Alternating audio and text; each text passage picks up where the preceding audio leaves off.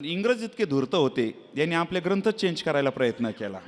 यांनी आपली संस्कृती कुठेतरी कमी लेखण्याचा प्रयत्न केला. या वैदिक सनातन परंपरेला छेद देण्याकरता इंग्रज फार मोठ्या पद्धतीने जबाबदारीने पुढे काम केलं. मॅक्युले ज्यावेळेस लंडनच्या पार्लमेंटमध्ये उभे आहेत 3 फेब्रुवारी 1835, ह्या तत्वज्ञानाची योग्यता किती उच्च आहे आणि तिला कसं नष्ट करण्याचा मोठा प्रयत्न झाला.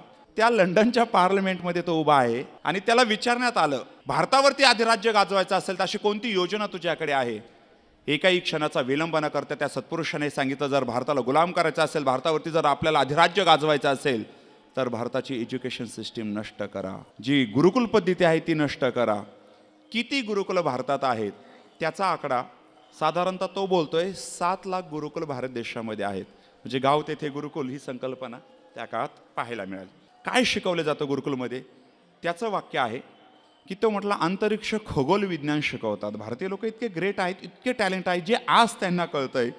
1835 मध्ये तो म्हणतोय, जे भारताला आज कळतंय ते आपल्याला कळायला 100 वर्ष जातील.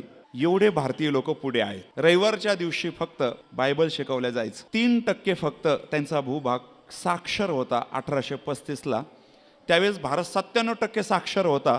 हे आपल्याला पुढे शिकवल्या गेल्या नाही. हे त्याचं डॉक्युमेंट्स आहे. तो बोलतोय की 97% भारत साक्षर आहे, एकही भिकारी नाही, सगळं तो बोलतोय. ढिगारे पडले सोन्याचे त्यांच्या घरामध्ये. इतक्या अनुषंगाने अंतरिक्ष खगोल विज्ञान शिकवले जाते. ते म्हटले, जे नवग्रहाची योजना आहे ज्याच्यामध्ये राहू आणि की ते एक छाया आहे, की त्यांनी सगळं लिखाण व्यवस्थित करून ठेवलेलं आहे.